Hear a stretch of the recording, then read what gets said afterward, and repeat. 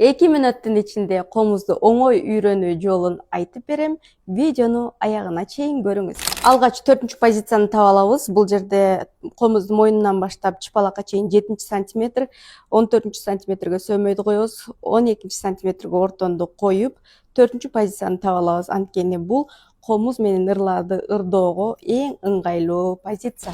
Ушул 4-чү позицияда комузду туура кармаганды үйрөнөбүз. Анда эмесе бул жакта колубузду бүтүп коюп, бул жерге келтиребиз. 4-чү позицияга орто менен бармак экөө тегиз турат. Бул жерде сөмөйдүн биринчи бөлүгүндө комузду мынтип коюп алабыз. Автордук метод менен нота жаттабай туруп комуз чертүүнү үйрөнөбүз. Мисалы, ак кептери мырда биринчи сызык бул биринчи кыл, экинчи сызык экинчи кыл, үчүнчү сызык үчүнчү кыл.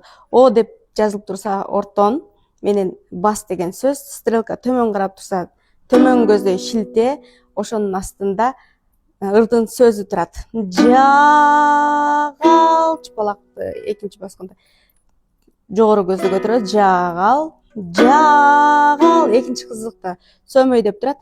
Майдай.